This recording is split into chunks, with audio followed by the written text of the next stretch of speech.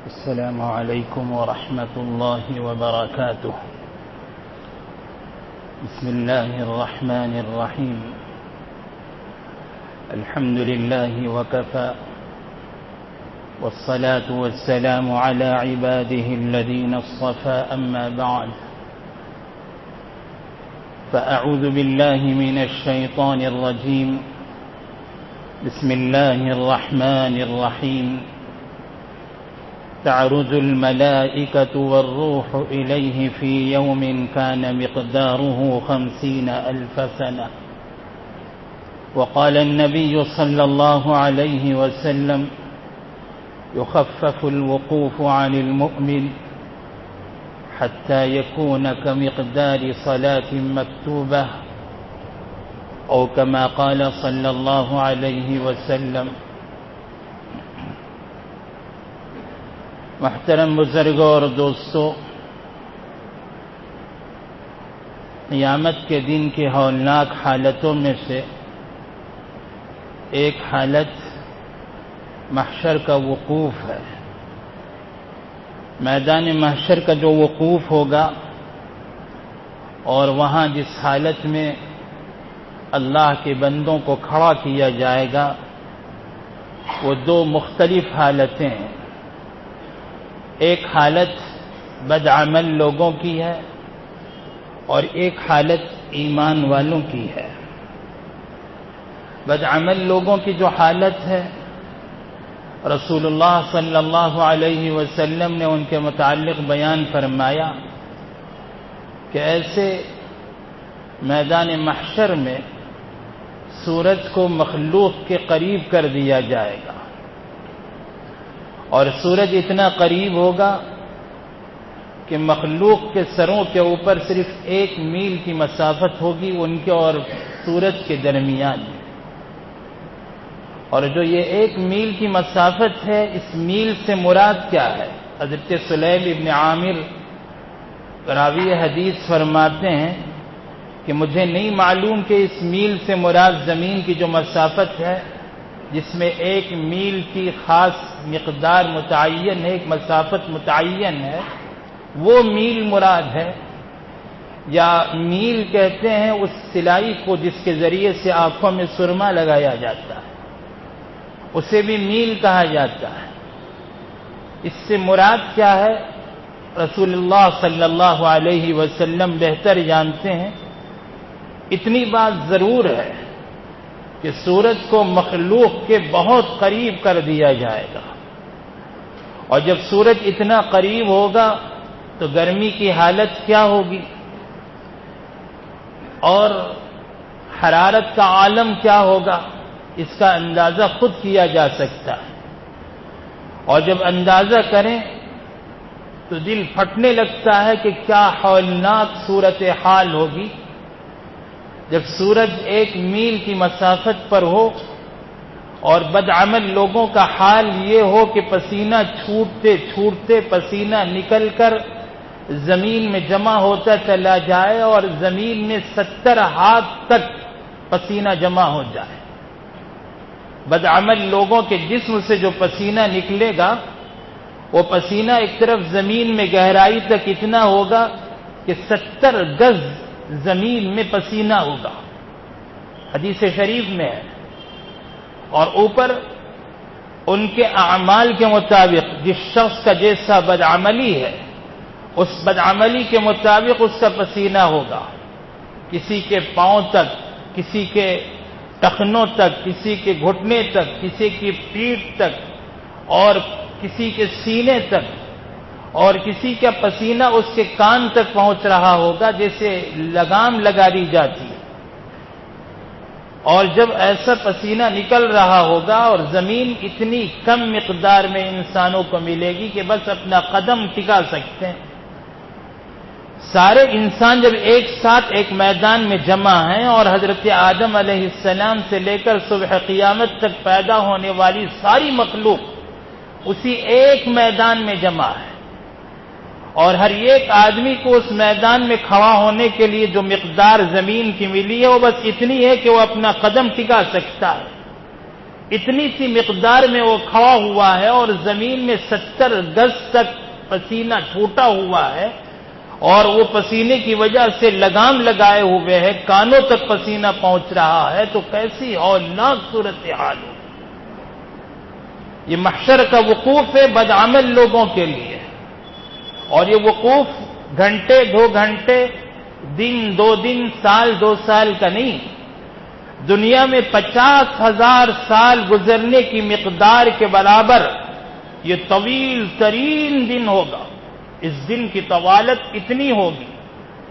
اس دن کی لمبائی اتنی ہوگی۔ قرآن پاک میں بھی اللہ تعالیٰ نے اس دن کی طوالت کا تذکرہ فرمایا، اور حدیث شریف میں بھی اس دن کی لمبائی کا تذکرہ ہے کہ 50,000 سال کے برابر، دنیا میں جو 50,000 سال گزرتے ہیں، اس مقدار کے برابر وہ قیامت کا دن ہوگا، محشر کا وہ وقوف، جس کا تذکرہ سورہ معارج کی آیتوں میں اللہ تعالیٰ نے فرمایا ہے تعرج الملائکۃ والروح الیہ فی یوم کان مقدارہ 50,000 سنہ۔ 50,000 سال کے برابر جب دنیا میں اتنی مقدار گزرے گی، اس مقدار کے برابر وہ محشر کا وقوف ہوگا۔ مجرمین اس دن کو کاٹنا چاہیں گے، دن کاٹے نہ کٹے گا، اتنا طویل ترین دن ہوگا، اور اس سختی کی حالت میں ہوں گے، ایسی ہولناک صورتحال ہوگی۔ ایک طرف مجرمین کا یہ حال ہے، تو دوسری طرف جو ایمان والے ہیں ان کو تو رسول اللہ صلی اللہ علیہ وسلم نے بڑی خوشخبریاں سنائی۔ فرمایا لا يضر حرها مؤمنا ولا مؤمنة، حدیث شریف میں ہے رسول اللہ صلی اللہ علیہ وسلم نے ارشاد فرمایا کہ سورج کی حرارت ایمان والے مرد اور ایمان والی عورت کو کوئی نقصان نہیں پہنچائے گی۔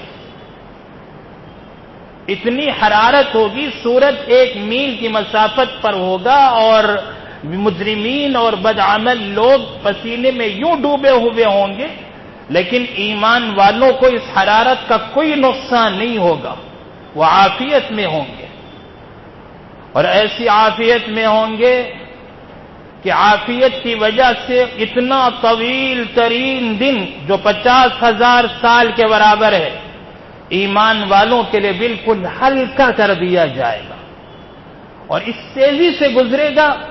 کہ جیسے ایک فرض نماز ادا کی جاتی ہے۔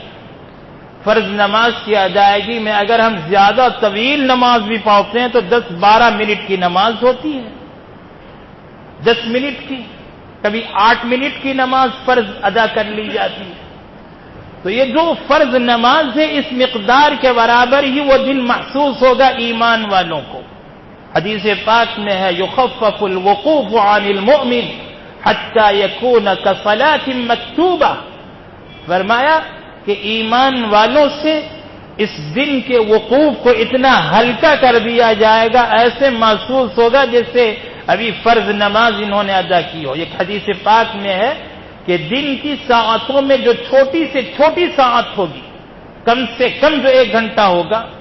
اتنی مقدار کے برابر وہ 50,000 سال والا ایک دن محسوس ہوگا۔ ایمان والوں کو نہ حرارت نقصان پہنچائے گی، نہ دن کی طوالت نقصان پہنچائے گی، اتنی طوالت اور اتنی لمبائی کے باوجود بھی وہ ایسی عافیت میں ہوں گے۔ اور اس دن جب سورج 1 میل کی مسافت پر ہو تو لوگ سائے کی تلاش میں ہوں گے کہ کہیں سایہ تو مل جائے، لیکن کوئی سایہ نہیں ہوگا، نہ کسی عمارت کا سایہ، نہ کسی درخت کا سایہ، نہ کسی سائبان کا سایہ، کوئی سایہ نہیں ہوگا۔ سایہ ہوگا تو صرف رحمان کے عرش کا سایہ۔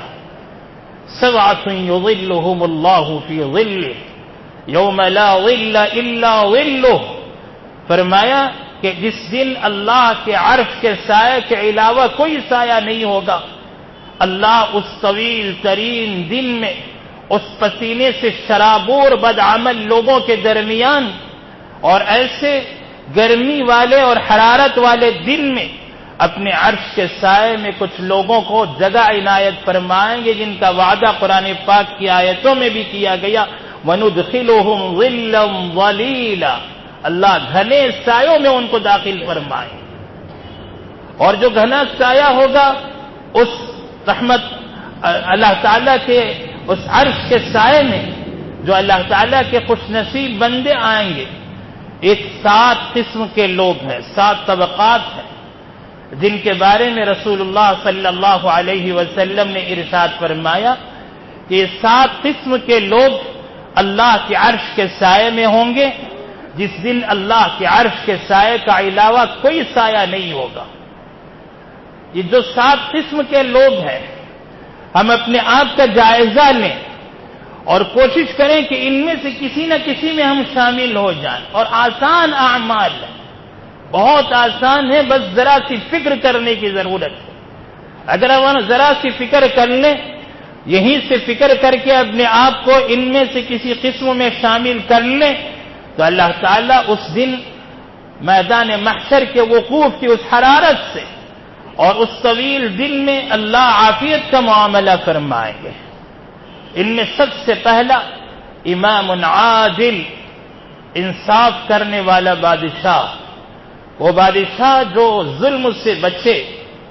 ایسا سربراہ، ایسا حاکم جو ظلم سے بچے اور انصاف پر عمل کرے۔ اس لیے کہ جب کوئی امام حاکم، کوئی عادل، انصاف پسند امام اور حاکم ظلم سے اپنے آپ کو بچا لے اور عدل و انصاف پر آ جائے، تو اس کی وجہ سے جانوروں اور درندوں کے اندر سے بھی ظلم ختم ہو جاتا ہے۔ حضرت عمر ابن عبدالعزیز رحمہ اللہ کا دور خلافت ہے۔ موسیٰ بن ایمن راعی، چرواہا، جو ایران کے ایک علاقے میں، کرمان ایک مشہور علاقہ ہے ایران کا،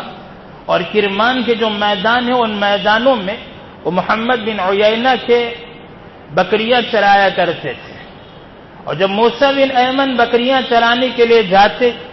تو ایک ہی میدان میں بکریوں کو چھوڑ دیتے، اور اسی میدان میں شیر بھی آتے، اسی میدان میں بھیڑیے بھی آتے، سب ایک ساتھ چرا کرتے تھے۔ کبھی کسی شیر نے، کسی بھیڑیے نے بکریوں پر حملہ نہیں کیا، بکریاں اطمینان کے ساتھ اپنا چارہ چر رہی ہیں، اسی میں بھیڑیے بھی ہیں، اسی میں شیر بھی ہیں۔ ایک دن وہ بکریاں چرا رہے تھے، اچانک انہوں نے دیکھا کہ بھیڑیے نے بکریوں پر حملہ کر دیا۔ جب موسیٰ بن ایمن نے دیکھا کہ بھیڑیوں نے بکریوں پر حملہ کر دیا تو انہوں نے انا للہ پڑھی اور فرمایا کہ اللہ کے کسی ولی کا انتقال ہو گیا، اللہ کے کسی ولی کی وفات ہو گئی، ورنہ اس بھیڑیے کو بکریوں پر حملہ کرنے کی جرت نہیں تھی۔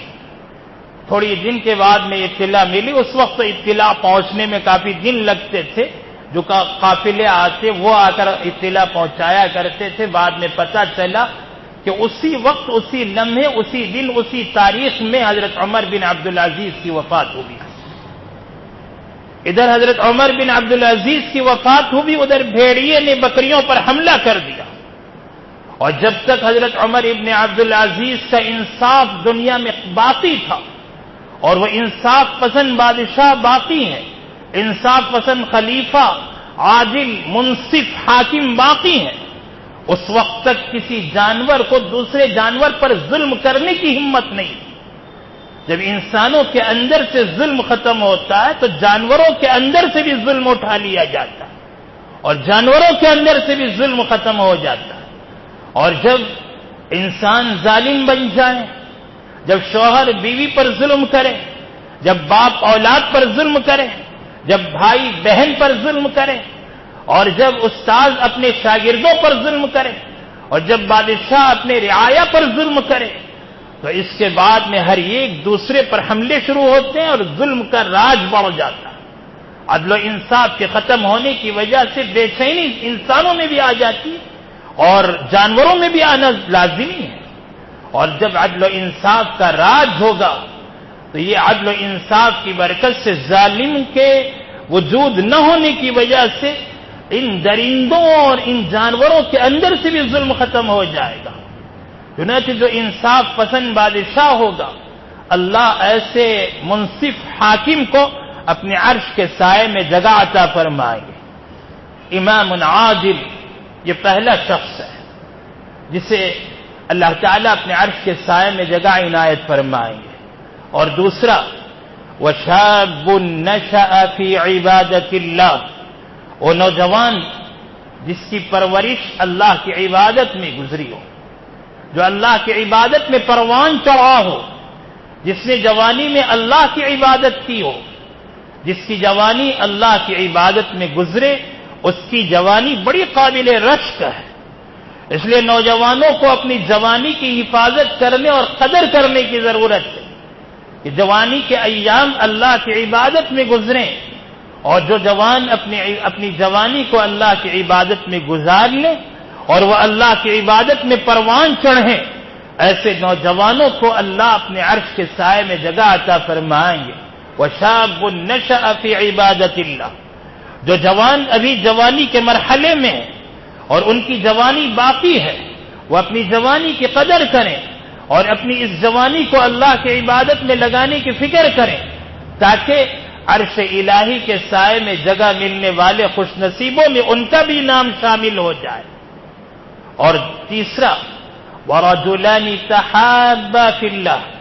اجتمعا علیہ وتفرقا علیہ، وہ دو آپس میں محبت کرنے والے دوست جو صرف اللہ کے لیے آپس میں دوستی رکھیں اور ایک دوسرے سے اللہ کے لیے محبت کریں، جب وہ ملاقات کریں تو اللہ کے لیے ملیں، اور جب جدا ہوں تو اللہ کے لیے جدا ہوں، اللہ ہی کے لیے ان کی دوستی ہو، اللہ ہی کے لیے ان کے آپس کی محبتیں ہوں،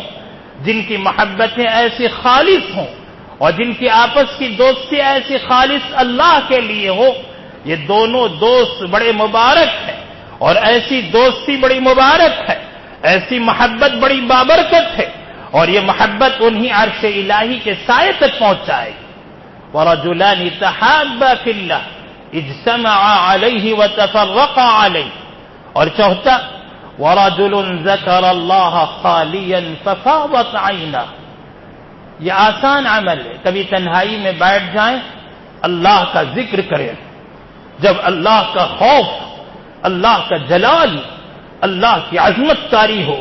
اور اللہ کی محبت سے سرشار ہو کر، جب دل اللہ کی محبت سے ایسا سرشار ہو جائے کہ آنکھیں اشکبار ہو جائیں، تنہائی کے لمحات ہوں، وہ ہو اور اس کا رب ہو، تیسرا کوئی نہ ہو، ایسی تنہائی، ایسا بند کمرہ جس میں وہ ہو اور صرف اللہ ہو، تیسرا کوئی نہ ہو، ایسی تنہائی کے لمحات میں اللہ کو یاد کرتے کرتے آنکھیں اشکبار ہو جائیں، بڑی خوش نصیب ہیں وہ آنکھیں، اور بڑی سعادت والی ہیں وہ آنکھیں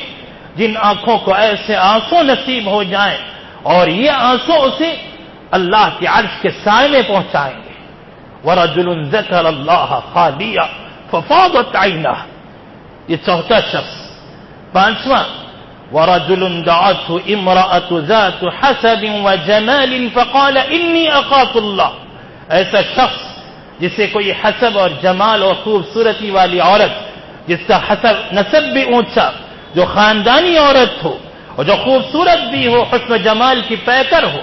ایسی حسین و جمیل عورت اسے بدکاری کی دعوت دے اور وہ اللہ کی خوف کی وجہ سے، اللہ کے ڈر کی وجہ سے انکار کر دے اور کہہ دے انی اخاف اللہ، میرے دل میں اللہ کا ڈر ہے، میں یہ بدکاری نہیں کروں گا۔ جو شخص اپنے دامن کی یوں حفاظت کر لے وہ بڑا خوش نصیب ہے، اور اس کی خوش دامنی، اس کی یہ پاک دامنی اسے اللہ کے عرش میں جگہ دلائے گی۔ اور چھٹا شخص وَرَجُلٌ تَصَدَّقَ بِصَدَقٍ بِيَمِينِهِ فَأَخْفَاهَا حَتَّى لَا تَعْلَمَ شِمَالُهُ، جو اپنے سیدھے ہاتھ سے صدقہ دے اور ایسا چھپا کر دے کہ بائیں ہاتھ کو خبر نہ ہو، ایسا چھپا کر کبھی صدقہ دے دیں اخلاص کے ساتھ لے کہ اس کا آپ کی بیوی کو علم نہ ہو،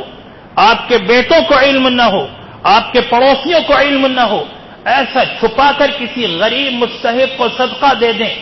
یہ صدقہ آپ کو اللہ کے عرش میں پہنچائے گا، اللہ کے عرش کے سائے میں پہنچائے گا۔ تصدق بیمینی حتی لا تعلم شمالہ، داہنے ہاتھ سے صدقہ دیں، بائیں ہاتھ کو خبر نہ ہو، ایسے اخلاص کے ساتھ اللہ کے لیے صدقہ دیں. اور ساتواں وَرَجُلٌ قَلْبُهُ مُعَلَّقٌ بِالْمَسْجِدِ إِذَا خَرَجَ مِنْهُ حَتَّى يَعُودَ إِلَيْهِ. وہ شخص جس کا دل مسجد سے اٹکا ہوا ہے، مسجد سے اس کا ایسے لگاؤ ہے، ایسی محبت ہے کہ جب وہ مسجد سے نکلتا ہے تو پھر مسجد کی طرف پلٹ کر آنے کی اسے فکر رہتی ہے. ظہر کی نماز پڑھ کے باہر قدم نکالتا ہے، سوچتا ہے عصر کا وقت کب ہوگا، پھر میں کب واپس اللہ کے گھر میں لوٹ کر آؤں گا. عصر پڑھ کے نکلتا ہے، مغرب میں آنے کی فکر، مغرب سے نکلتا ہے عشاء میں آنے کی فکر. جس کا دل اللہ کے گھر سے یوں اٹکا ہوا ہو وہ بڑا خوش نصیب ہے. اور اللہ کے گھر سے ایسا تعلق اسے اللہ کے عرش کے سائے میں جگہ دلائے گا. اب آپ بتائیں یہ جو 7 قسم کے افراد ہیں، جو 7 طبقات تھے، کیا ان طبقات میں شامل ہونا ہمارے لیے کوئی مشکل کام ہے، کوئی مشکل عمل ہے؟ کتنے آسان کام بتائے گئے، اور ان آسان کاموں میں سے کسی میں شامل ہو جائیں